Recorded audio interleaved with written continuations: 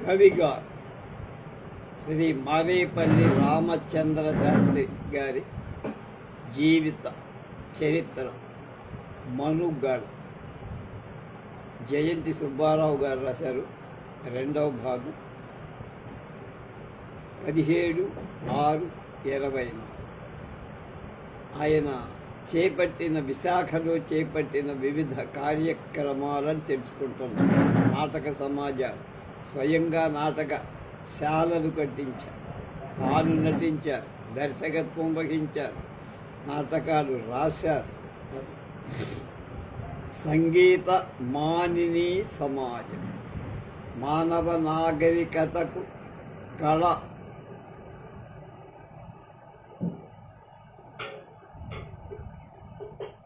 కళంకదాయం అయినటువంటి పడుపు వృత్తిని, వేశ్యావృత్తిని మాన్పించటానికి ప్రపంచమంతా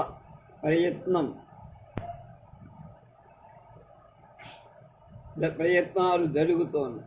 వాళ్ళకి జీవనాధారం కలిగించితే కానీ ఈ దురాచారం మారదు అని తలచి కవిగారు రామచంద్ర శాస్త్రి గారు 1902లో విశాఖపట్నంలో వేశ్యాంగనలను వాళ్ళందరినీ ఒక చోట చేర్చి సంగీత మానిని సమాజం అనే దాన్ని స్థాపించారు.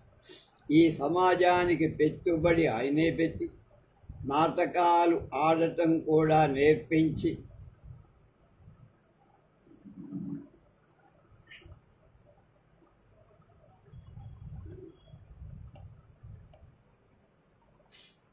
కళా కుశలత్వం వారికి అలవాటు చేశారు.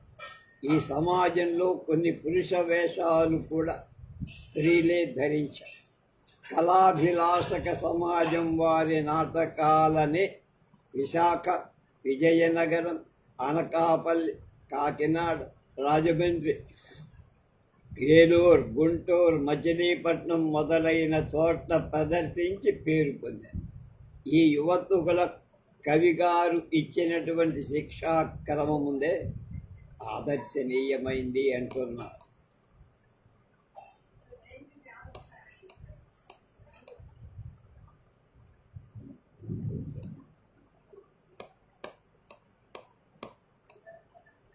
కళాభినాశక నాటక సమాజం గురించి పసుమర్తి యజ్ఞనారాయణ శాస్త్రి గారు తమ ఆంధ్ర నట ప్రకాశికలో ఏం రాశారు ఇప్పుడు తెలుస్తుంది, చెప్తున్నా.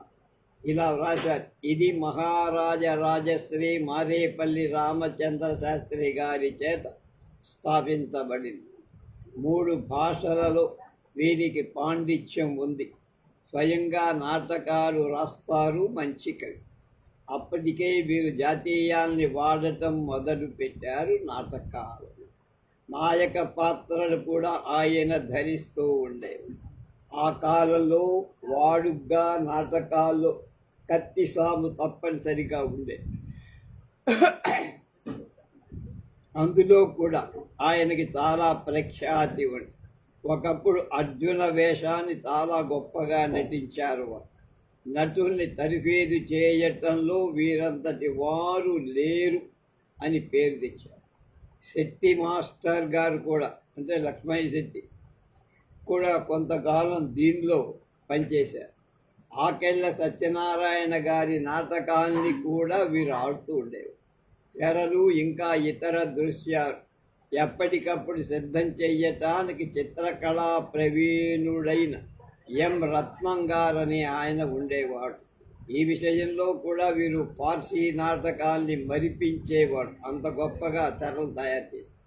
నారాయణ స్వామి నాయుడు గారు అనే వారు ప్రధాన స్త్రీ వేషాన్ని ధరించి మహా గొప్పగా నటించేవారు. వీరు కూడా రామచంద్ర శాస్త్రి గారి శిక్షణ వలననే ఇలాంటి చాకచక్యం కలిగిందని చెప్పుకుంటారు. వీరు ప్రదర్శించే నాటకాలన్నీ వీరి సమాజానికి చెందిన దేశికుల చేత గురువులతో రాయబడ్డారు. వీరి సమాజం తరఫున వాటినన్నిటినీ పరిశీలించేవారు కూడా. తర్వాత ఇది జగన్మిత్ర సమాజంలో కలిసిపోయింది. యజ్ఞనారాయణ శాస్త్రి గారు ఇక్కడ పొరపాటు పడ్డారు. శ్రీ కళాభిలాషక సమాజం జగన్మిత్రలో కలిసిపోయిందని రాశారు. కానీ ఈ పుస్తకం రాస్తున్నటువంటి సుబ్బారావు గారు ఆ మిత్ర సమాజంలో కలిసిపోలా, రెండు సమాజాల పేర్లతో కొన్ని నాటకాలు ఆడటం జరిగింది అని ఇక జయంతి సుబ్బారావు గారు చెప్తారు. పురాణం సూర్యశాస్త్రి గారు తమ ఆంధ్ర నాటక సంస్కరణలు ఇలా రాశారు. మారేపల్లి రామచంద్ర శాస్త్రి, శెట్టి లక్ష్మీ నరసింహం గారులచే స్థాపింపబడింది. శాస్త్రి గారే నాయక పాత్రలు ధరించేవారు. వచనం వచనప్రాయమైనటువంటి పద్యాన్ని, అభినయాన్ని ప్రధాన అంశాలుగా తీసుకునేవారు. నాటక శైలి చాలా సులభంగా అందరికీ అందుబాటులో ఉండేది. భాష పాత్ర ఉచితం, ఏ పాత్ర ఎలా మాట్లాడాలో అలాగ. శాస్త్రి గారు గొప్ప నాట్య శిక్షకుడు. నాటకం కాదు, నాట్యంలో కూడా ఆయనకి నేర్పు ఉంది. ఆయన నేర్పు కూడా ఉంది.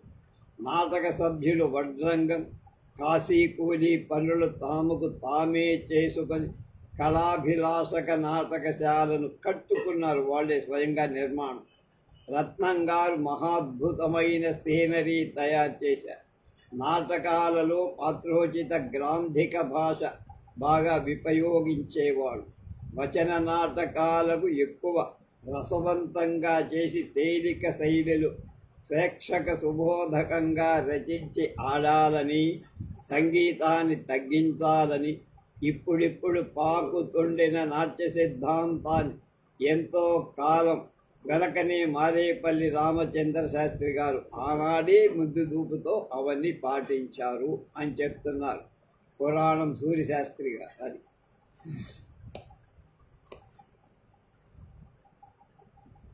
ఈ సమాజంలో, ఇందాక చెప్పిన సమాజంలో శ్రీ మద్దెల సూర్యనారాయణ, సత్యవంతుడు, కృష్ణుడు, అర్జునుడు, విక్రమార్కుడు, బిల్హనుడు, సత్యవతి మొదలైన వేషాలు. శ్రీమతి కుంకిపూడి చినచిట్టిగా, చంద్రమతి, సావిత్రి, సత్యభామ, యామిని, పూర్ణ తిలక, సుభద్ర మొదలైన వేష. శ్రీమతి కుంకిపూడి పెదబుల్లిగా, అశ్వపతి, మదనాభిరాముడు మొదలైన వేష. శ్రీమతి కుంకిపూడి చినబుల్లిగా, సూత్రధారుడు మొదలైన వేషాలు ధరించేవారు. కుప్పుస్వామి గారికి ఈ సమాజంకు కవిగారు పెద్దగా నియమించారు. 10 ఏళ్ల పాటు సంగీత మానిని సమాజం చక్కగా సాగింది. తాము అనుకున్న సంస్కరణ సాగింపకుండా మించే కవిగారు ఈ సమాజాన్ని పని మాన్పించారు. ఏది అనుకున్నారో సంస్కరణ, అవి సాధించలేకపోయాను సమాజం ద్వారా అని కొంచెం ఆయన బాధపడి సమాజాన్ని రద్దు చేసేది. నాటక సమాజం వల్ల వీరికి అప్పటికే ఆనాటికే 3,000 రూపాయలు బొక్కబడింది నష్టం. అది ఇవాళ లెక్కేసుకుంటే 3 లక్షల పైన. కవిగారు నటుడు, నాటకకర్త, నాట్యాచార్యుడు అని చెప్పటం అతిశయోక్తి కాదు. తమ సమాజం కాక సంగీత మానిని సమాజానికి, కొన్ని చోట్ల స్వరభి జగన్మిత్ర సమాజానికి కూడా వీరు శిక్షణ, ట్రైనింగ్ ఇచ్చేవారు. ఉత్తమ నటులు ఉంటే పాటలు పద్యాలు లేకుండా నాటకాలు ఆడవచ్చని కవిగారు ఇంతకు ముందే 30 ఏళ్ల క్రితమే తెలుసుకొని దాన్ని ఆచరణలో పెట్టారు. తమ సామాజికులలో పద్యాలు చదవటానికి, పాటలు పాడటానికి శక్తి లేని నటులకు వీలైనట్లుగా వచనాన్ని మాత్రమే పెట్టి నాటకాలు రాస్తూ ఉండేవారు. ఈ విధానమే మన నేటి నాటక రంగంలో వాడుకలో ఉంటున్నద. సంగీతం రాకపోతే నటుడు కాలేడు అనే దురవస్థ లేకుండా ఉండేది. గొప్ప నటకులు పెక్కులు పైకి రావటానికి అవకాశం ఉండేదని జయంతి సుబ్బారావు గారి పుస్తకం రాసిన వారు అంటున్నారు. శ్రీ రాజా విక్రమదేవవర్మ గారి అధ్యక్షత క్రింద 1916లో ఏర్పడిన విశాఖపట్టణ ఆంధ్ర నాటక పరిషత్తుకు కవిగారు కార్యదర్శిగా ఉండి శ్రీనాథుడి వీధి నాటకం గూర్చి మహజరు పెట్టించి సభ చేసి పనిచేశారు. 1931లో భమిడిపాటి చినయజ్ఞనారాయణ శర్మ గారు, పురిపండ అప్పలస్వామి గారు కార్యదర్శులుగా ఏర్పరిచి స్థాపించిన నాట్య కళాభిలాషుక సభకు అధ్యక్షులుగా శాస్త్రిగా ఎన్నుకున్నారు. ఆ సంవత్సరమే విక్రమదేవవర్మ మహారాజు గారి సమాధారణంలో నెలకొన్న ఆంధ్ర నాటక కళా పరీక్షా సమితిలో కవిగారు ముఖ్య సభ్యులుగా, అంటే మెంబర్షిప్ ఆయనకి ఇచ్చారు గౌరవంగా. నీతి వైద్యం చేశారు డాక్టర్గా కవిగారు. ఎలా? ధన వ్యయం లేకుండా వైద్య సహాయం ప్రజలకు చేయదలచి 1897లో కవిగారు జన చికిత్సాశాల అనే దాన్ని నెలకొల్పారు విశాఖ. ఆ రోజుల్లో టేకుమళ్ళ నరసింహం అనే విద్యార్థి కుష్ఠవ్యాధి కలగటం చేత పాఠశాల అధికారులు అతన్ని బడికి రాకుండా నిషేధించారు. అతనికి గత్యంతరం లేదు. కవిగారు అతనికి సకల ఉపచారాలు చేసి జల చికిత్స వల్ల ఆరోగ్యం చాలా వరకు కలిగి అతన్ని మళ్ళా బడిలో చేర్చుకునే స్థితికి తెచ్చి విశాఖపట్నంలో అప్పటి వైద్యాలయంలో బాగు కాని ఎన్నో జబ్బులను ఈ నీటి వైద్యం, వాటర్ థెరపీ ద్వారా కుదర్చగలిగారు. కానీ ఈ చికిత్సాలయానికి వసగిన వసతి గృహం దొరకకపోవటం చేత కొన్నాళ్లకు చికిత్సాశాల ఎత్తేసేయాల్సి వచ్చింది. రోగులు ఇంటి దగ్గరనే చికిత్స జరుపుకోవటానికి తగిన ఉపాయాలు చెప్తూ ఉండేవి. రోగులకు సేవ చేయటానికి ముందడుగు వేయటం కవిగారి స్వభావం. భయంకర రోగ పీడితులకు కూడా భయం కానీ అసహ్యత కానీ లేకుండా వీరు ఉపచారాలు చేసేవారు. జొన్నవిత్తుల గురునాథం గారు తీవ్రమైన క్షయరోగంతో బాధపడుతూ ధర్మాశ్రమానికి రాగా ఆయనకు కొన్నాళ్ళు కావలసిన సదుపాయాలు కల్పించి సకల ఉపచారాలు చేశారు కవిగారు. మారేపల్లి రామచంద్ర శాస్త్రి ఇవాళకి వ్యాధిగ్రస్తులైన వారి దగ్గర ఎన్ని పనులున్నా వెనక్కు పంపే ఆ పనులన్నీ బెక్కకు పెట్టేసి కవిగారు వెళ్ళటం పద్యంగా ఉంటుంది.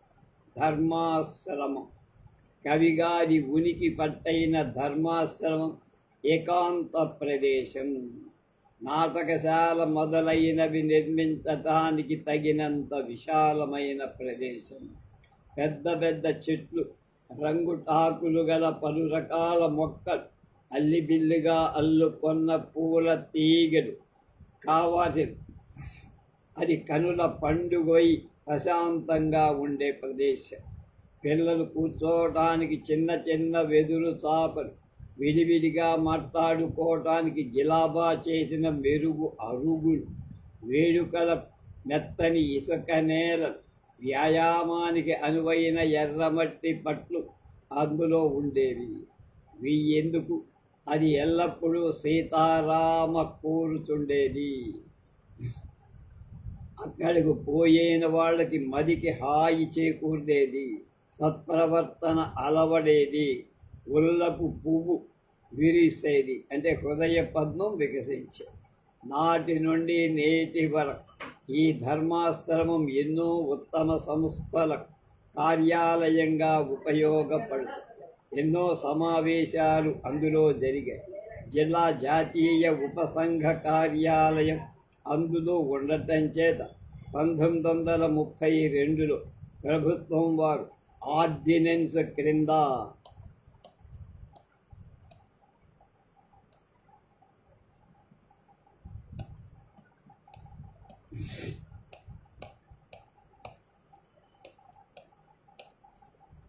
ఇది నిషేధ స్థలంగా తీర్మానించి సుమారు 2 సంవత్సరాలు తమ స్వాధీనంలో ఉంచుకొని సీళ్లు వేసేశారు.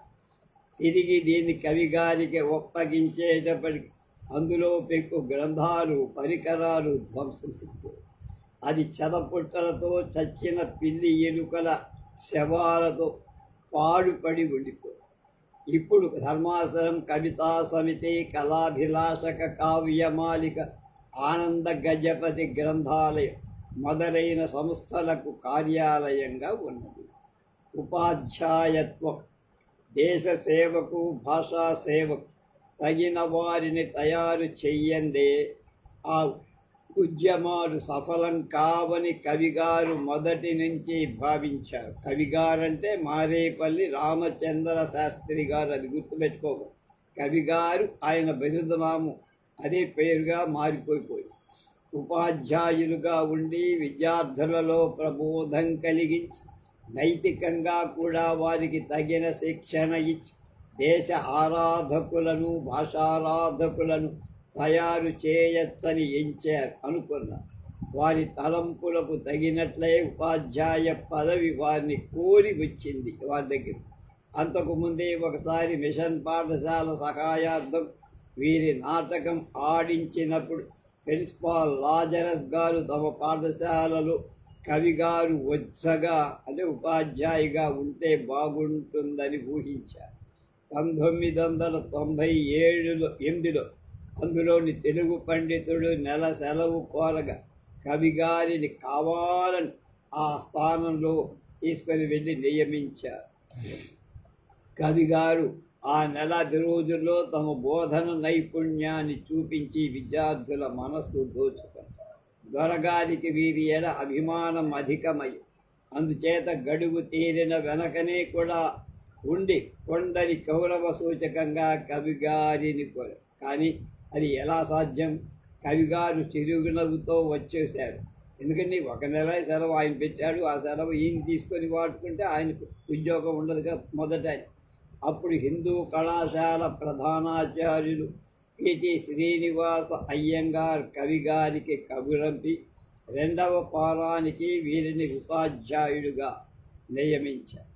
పదను గల నేలయందు నాటిన విత్తనాలు బీరుపోకుండా మొలచేర్చినట్టుగా పంట మొగానికి వస్తుంది. అలాగే విద్యార్థుల హృదయాల్లో నాటిన విజ్ఞాన బీజాలు వారిని ఆదర్శ జీవనులను చేయగలుగుతాయి.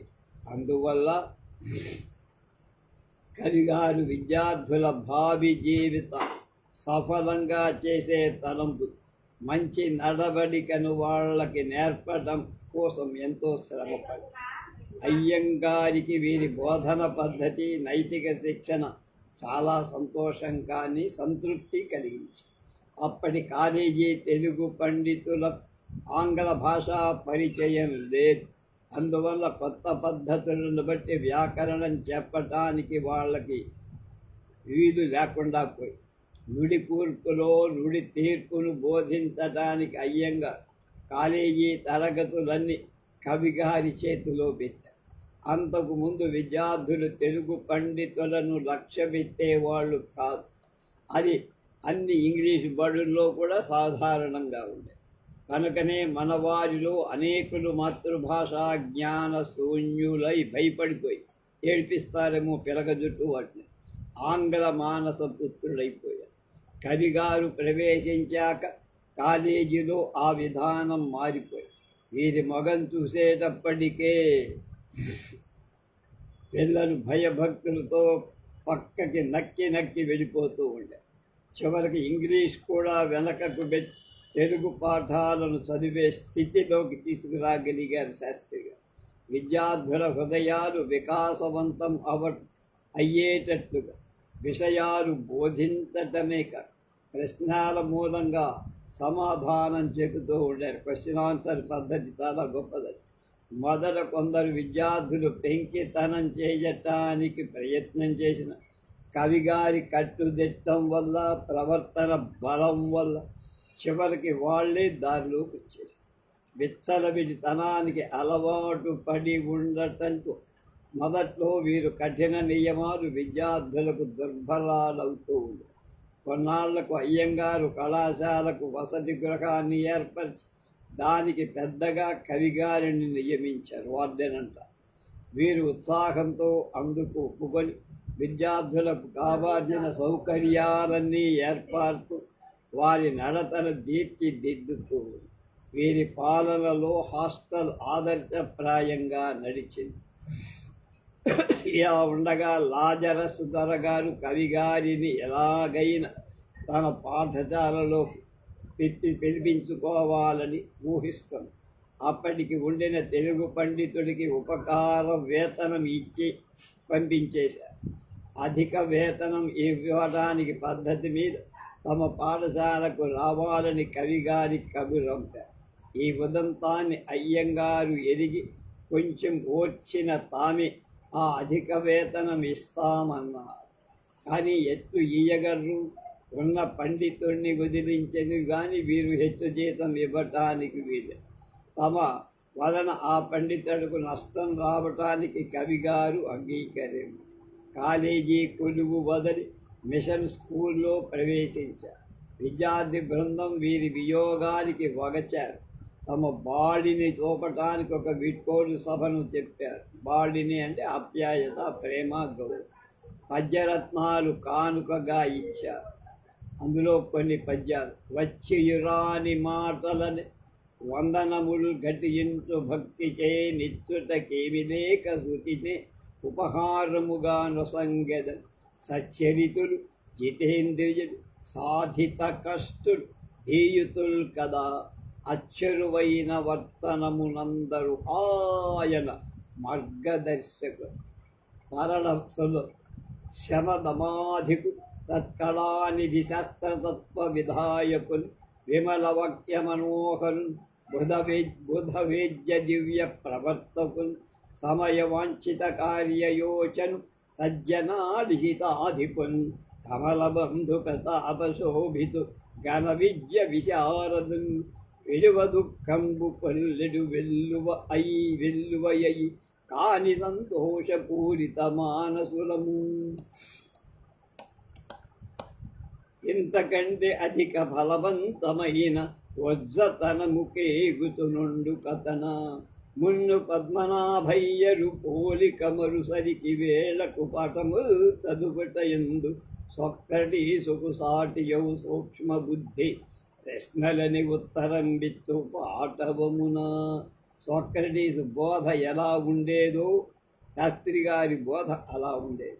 ఏ సద్గుణ జాలముల్ వినుదుము ఎందేని చిత్రంబుగా నాయా సద్గుణ జాలముల్ కనుదు మీ ఆర్య ప్రచారుంగనన్ కాయక్లేశమునందు జోడుగలరే కష్టాల వాలంబికా మాయున్ చింతలు మోము చూడ మదిలో మర్యాదలు హింపగా. కవిరాజ విరాజితల్లో కూడా రాశారు.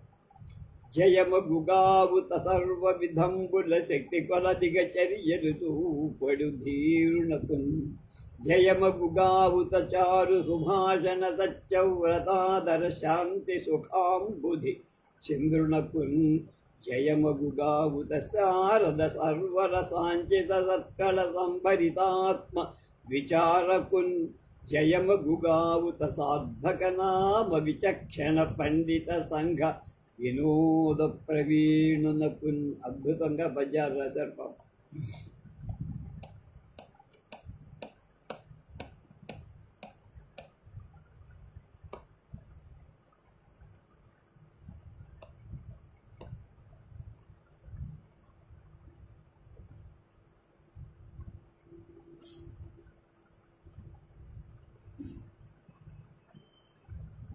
ఈ విధంగా కవిగారు రెండవసారి 1901లో మిషన్ హై స్కూల్లో తెలుగు పండితులుగా ప్రవేశించి వీరి రాక కొంతమందికి సంతోషం కలిగిన కొందరి గుండెల మీద రాయిపడి వారి విచ్చలబడి తను వీరు పెద్దల ఆటంకంగా ఈయన గొప్ప ఆటంకంగా ఉన్నాడు అని భావించి విద్యార్థులు కిళ్ళీలు వేయకూడదు, సిగరెట్లు తొట్టలు కాల్చర, వట్టి మొగంతో ఉండాలి,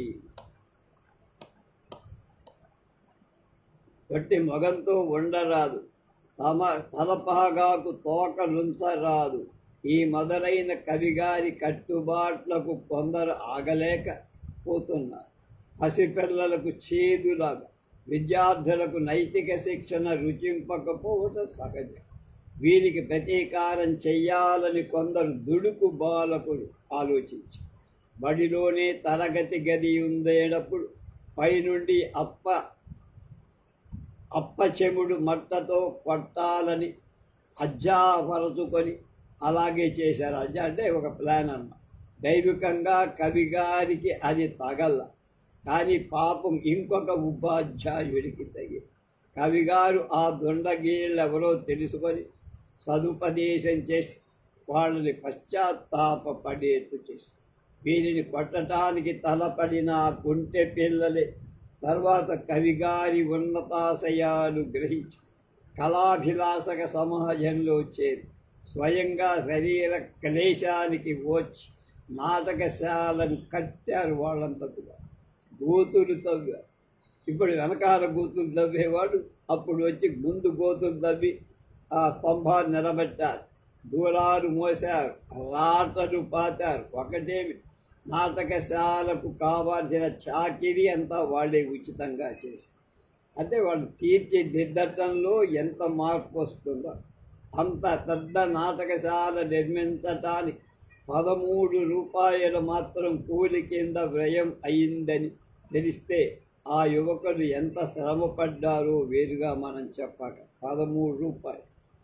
తమ సమాజంలో చేరిన విద్యార్థుల జ్ఞానాభివృద్ధి కోసం ఉపన్యాస సంవాద దేహ పారిశ్రామిక శాఖలను 1903లో ఏర్పాటు చేశారు కవిగా. యువకుల చేత స్నేహ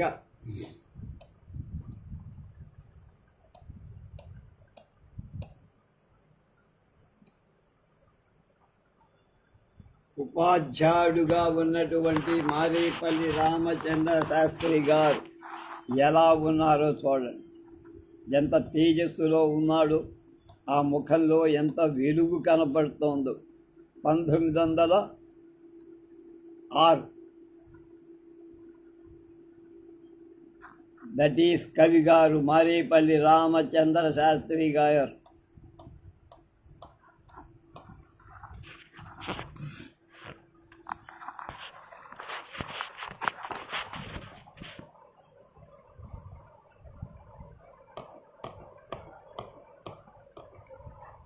ధర్మం, సత్యం, దేశ సేవ, భాషా సేవ మొదలైన వాటి గురించి ఉపన్యాసాలు ఇప్పిస్తూ రాయి కళను రాయిస్తూ, అంటే ఏం రాయాలి, మంచి వ్యాసాలు, తరగతిలో వెనకబడిన పిల్లల ధర్మాశ్రమాలకి రంభించి ప్రత్యేక శ్రద్ధతో పాఠాలు చెప్పేవారు. విద్యార్థులకు క్రమశిక్షణ ఏర్పడితే కవిగారు పైకి కాఠిన్యం చూపిస్తున్న వారి నిండు మనం నవ్య నవనీత సమానమని పెద్ద మన నన్నయ్య గారు చెప్పినట్టు విద్యార్థుల శ్రేయస్సు కోసమే ఈ కాఠిన్యం వారు వహించేవారు తప్ప వాళ్ళ మీద వారికి ఏం కోపం. అది మొదట కష్టంగా కనపడింది. నెమ్మది మీద ఆయన యొక్క నవనీత హృదయం అర్థం చేసుకొని అంత అశేషమైన గౌరవ పాత్రుడు అవుతూ ఉండే. ఈ గ్రంథం వ్రాసే సందర్భంలో కొందరితో నేను మాట్లాడానంటున్నారు ఈ జయంతి సుబ్బారావు గారు. ఆయన దగ్గర చదువుకున్న స్టూడెంట్స్తో వారు కవిగారిని గురించి చెప్పిన సంగతులు ఆశ్చర్యం కలిగి ఇవాళ కూడా ఆ బుద్ధిమంతులు కవిగారి దగ్గరికి వస్తూ తమ కృతజ్ఞతను తెలుపుతూ ఉంటారట. ఆచార్యుని ఎడ చూపార్జన భక్తి విశ్వాసాలు ఇప్పటికీ చూపిస్తూ ఉంటారు. అంటే ఈ పుస్తకం రాసే సమయానికి ఉద్యోగం మానేయట, ఎలాంటి పదవిలో ఉన్నా, ఎంత మంచి ఆదర్శంలో ఉన్న బానిసల కొలువు సామాన్యులకు అది సామాన్యం కావచ్చు, కానీ స్వాతంత్ర ప్రియులకు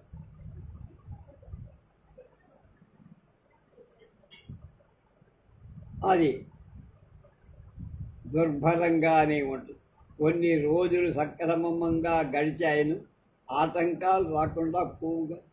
కనుక స్వతంత్ర జీవి తొలగిపోక తీరు. కవిగారి విషయంలో కూడా అలాగే జరిగింది అంటున్నారు.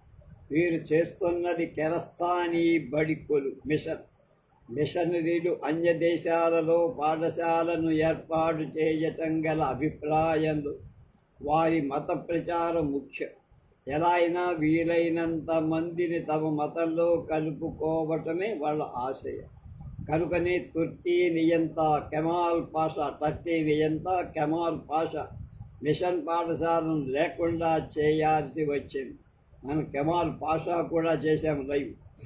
మిషన్ స్కూల్ ప్రిన్సిపాల్ లాజరస్ దొరగారు మాత్రం తమ మతంలో కలిగినట్లుగా బోధింపగా క్రీస్తు శుద్ధులను చెబుతూ ఉండేవారు. మిషనరీలు విద్యార్థులను కొందరినైనా క్రైస్తవ మతంలో చేర్చడానికి వాళ్ళ ప్రయత్నాలు వాళ్ళు చేస్తూ ఉండే. అలాంటి ప్రయత్నాలను కవిగారు ఆపేస్తూ ఉండే. ఒకనాడు మెట్రిక్ విద్యార్థి అత్తివిల్లి సూర్యనారాయణ గారిని తమ మతం కలిపివేయటానికి కెరస్తానీలు అన్ని రకాలైన ప్రయత్నాలు చేశారు. క్రిస్టియన్ అది తోటి విద్యార్థులకు అయినటువంటి మద్ది పట్టాభిరామరెడ్డి గారు మొదలైన వారు ఈ విషయాన్ని తెలుసుకున్నారు. అతన్ని కవిగారి ధర్మాశ్రమానికి తీసుకొచ్చారు.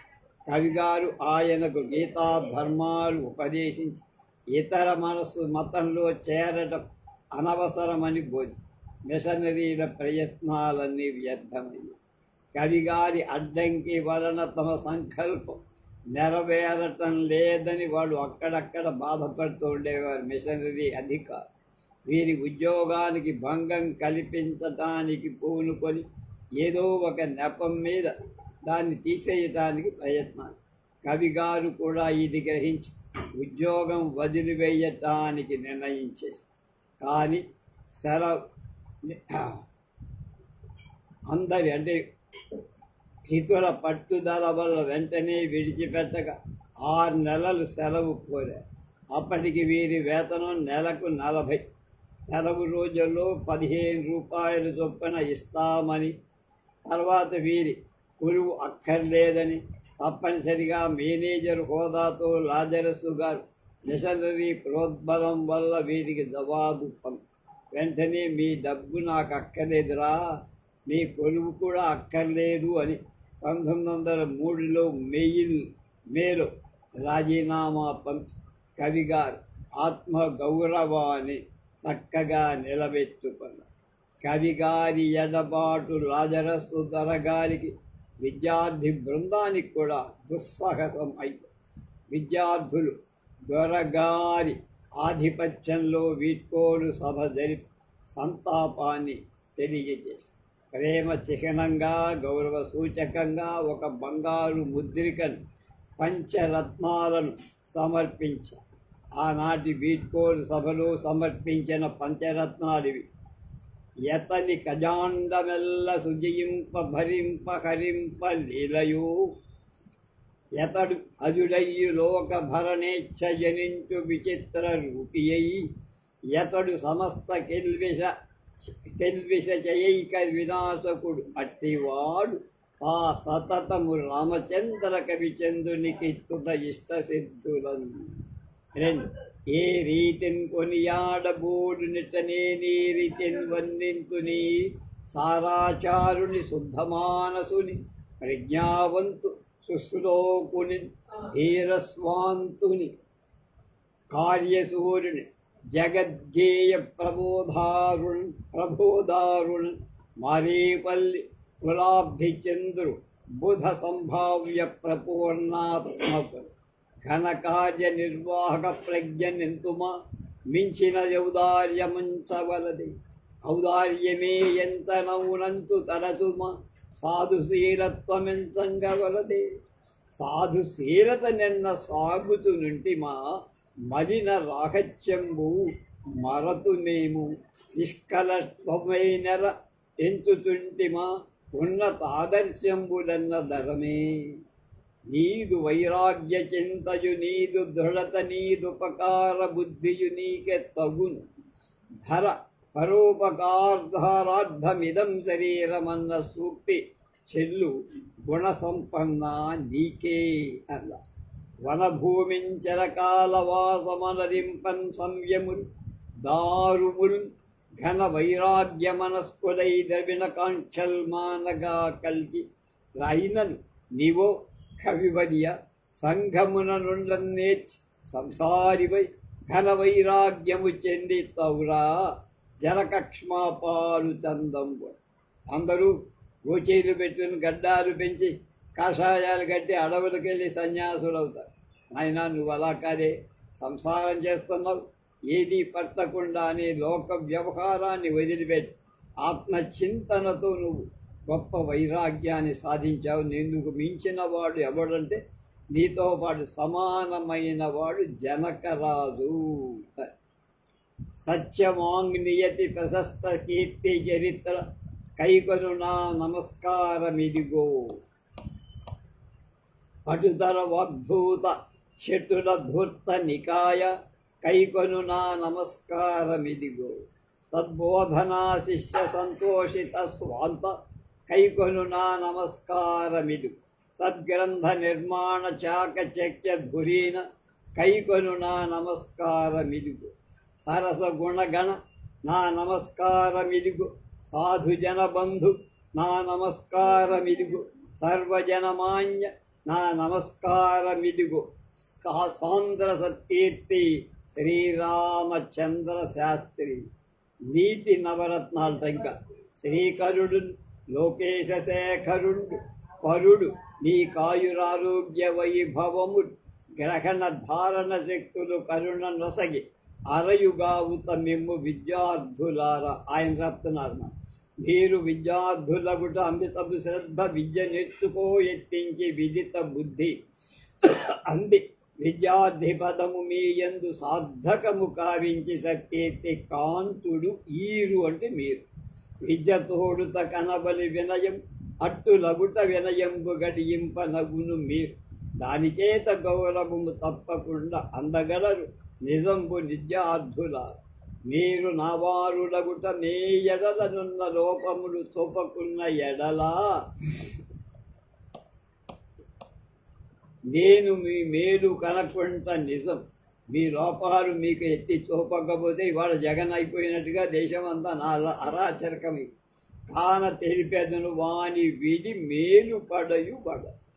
చదువు మీదను తగు శ్రద్ధ లేకుండుట ముఖ్యమౌనట్టి మీ మొదటి లోపం. అయ్యమారల ఎడ అర్హమౌ గౌరవంబు ఉండకపోవుట రెండవ లోపం. మీ బాధ్యత ఒకంత మీకు మనస్సున నాటక ఉండట నాలుగవది. మూడవది పోయిందన్న. మూడవది నాటకము నాలుగవది. చెడు సహవాసములు చేయుచు అందుచే అన్నిట చెడుతుంట ఐదవది. మంచిదని తెలిసినది సముచితముగా ఆచరింపకపోవుట ఆరవది. ఇంక నీవు వీని చేపట్టిన విన్నో కలవు అన్నియును వీడి మేలందుడు అయ్యలారా. చుట్ట సిగరెట్టు కాల్చుట సొగసు పర వెరివేషములు వేయుట విద్యమాని. పొల్లు మాటల కాలము పుచ్చుట మరి వాడు కిల్లీలు నమలుట పరుల బాధ పెట్టుట చెడు జట్టుల కూడి పెంకే పనులు ఆచరించుట వినుడు విద్యార్థులారా. ఇవని చెయ్యత ఏనాటి పాఠంబు రానాడు చక్కగా నేరికి బడి కరుగదే వరవర. వద్దరు పాఠంబు లోకి బోధపరుచుతూ మనసు దానిపైననే నునుపవరు. రానిది ఎల్లను క్రమముగా వెంటనే వ్రత పుస్తకముపై వ్రాయవరు. వ్రాసినదంతయు వదలక అవకాశమనరగ చదువు కొనగవరు. తల్లిదండ్రుల ఎడ భక్తి తాల్పవరు. వద్దలను తగ మన్నించుతుండవలయు. బాలులకు సర్వదా సాయపడగవలయు. ఎల్లవారికి తోడుగా ఎసగవరు. పొట్ట పోషించుకొనుటకిప్పుడు చదువెడు కాదు చదువు కంటెను వజ్జలు సదయులగుతు ఇడు. హితోపదేశముల శ్రద్ధ హెచ్చు శ్రద్ధ విని నడచుకొని దాన మేల్కనుడు మీరు. పుస్తకాలు చదవటం కంటే ఉపాధ్యాయులు చెప్పిన మంచిని గ్రహించి జీవితంలో అలవాటు. పరుడు మీరిటుపై బాగుపడి పరులను బాగు చేసి దేశమును బాగు చేయ కరుగు శక్తి వసంగుచు కరుణ గాచు. అనవరతము మిమ్ము విద్యార్థుల ఇటు మీ మేలు సర్వదా యదను కోరు చొసగే ఈ నవరత్నములుండు మేలు చేయజాలకపోవుట చేత ప్రీతి సకల హితమతి మా రామచంద్ర శాస్త్రి అంటే మారేపల్లి రామచంద్ర శాస్త్రి అని పాపం వాళ్ళకి కూడా ఆయన అలాంటివి రాశారు.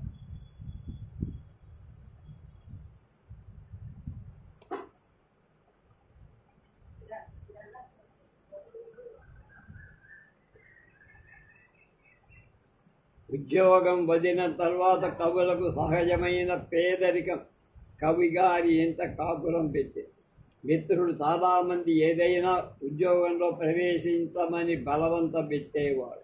శ్రీనివాస అయ్యంగారు కాలేజీ తెలుగు పండిత పదవి తీసుకోమని గోల్ చేసేవాడు, కబురు చేసేవాడు. కానీ ఈ ధీరసింహం నియమ భంగానికి ఒప్పుకోక సేవక వృత్తిలో తల వంచల.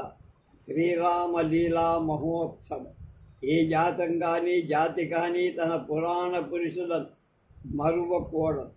వారి ఆదర్శప్రాయమైన పవిత్ర జీవితాన్ని గురించి తలపోతూనే ఉండాలి. కానీ ఏ జాతి తన భావి చరిత్రని తేజోవంతంగా చేసుకోలేదు, మర్చిపోదు. సాంఘికంగా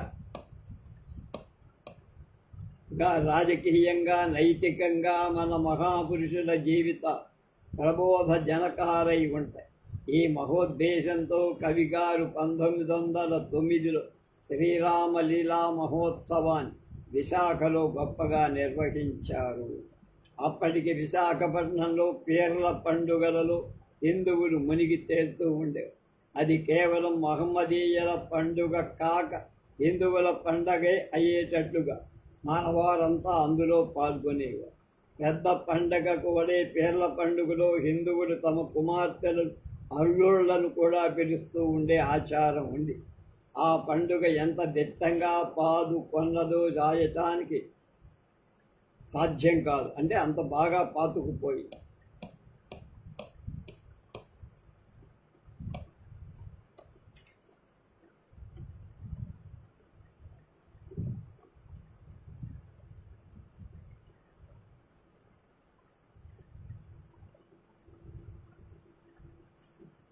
అలాగే చనిపోయిన పెద్దల కోసం ప్రతి ఏటా చేసుకునే ఏడుడి అంటే సాంవత్సరికమని మహమ్మదీయ పీర్ల పండుగలు మనవాళ్ళు తమ మతాన్ని మరిచిపోయి పాల్గొంటుండటం చూసి కవిగారు బాల్యం నుండి బాధపడుతారు.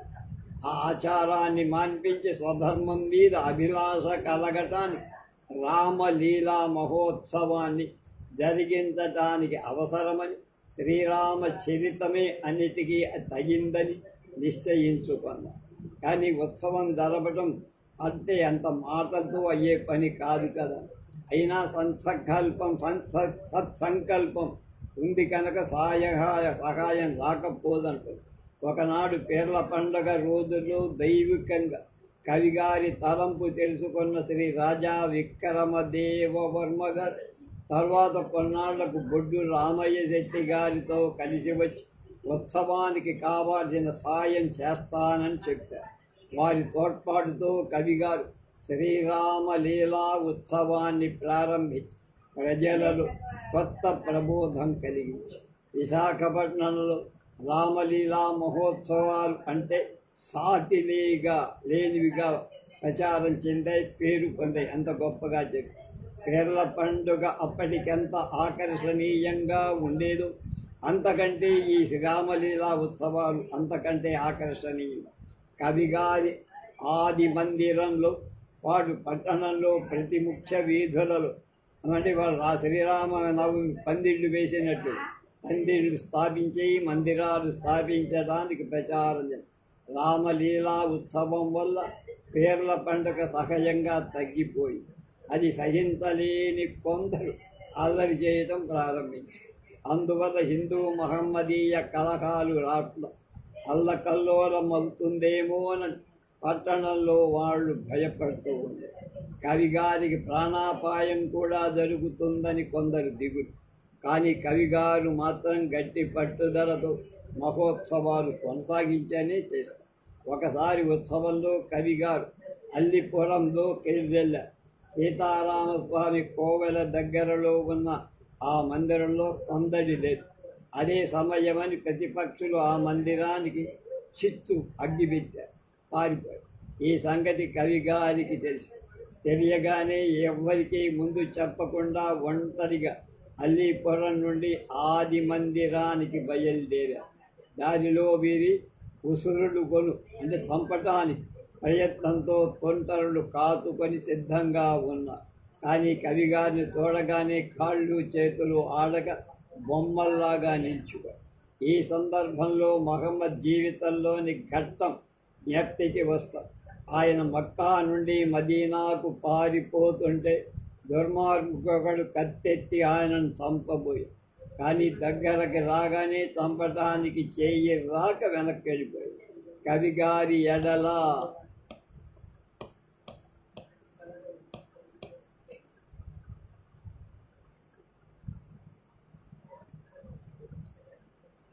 అలాగే జరిగింది. వీరు వచ్చి చూసేటప్పటికీ ఆది మందిరానికి ప్రమాదం తప్పు. అంతటితో ఆ శత్రువులు ఊరుకోకుండా వీలైనప్పుడల్లా ఎగుక్కుంటే పనులు చేస్తారు.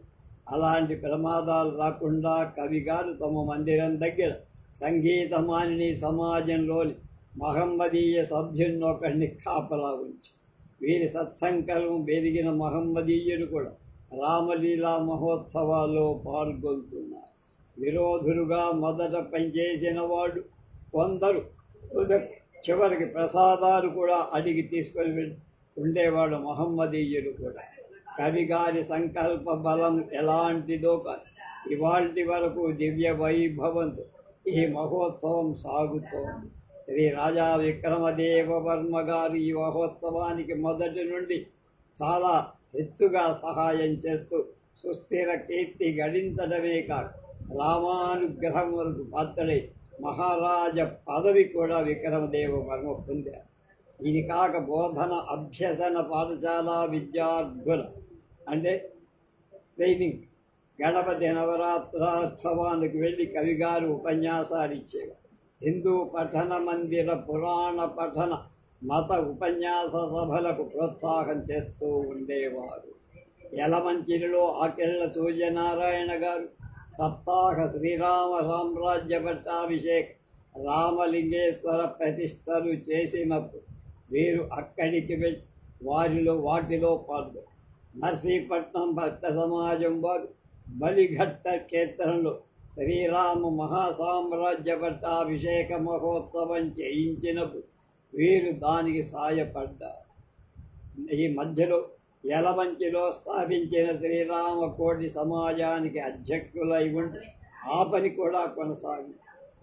రేపు ఐందవ హిత సభ హిందువుల హితం కోసం ఏర్పాటు చేసిన సభ. అందులో కవిగారు ఎలా పాల్గొన్నారు, ఎలా తీర్చిదిద్దారు దాన్ని తీసుకో.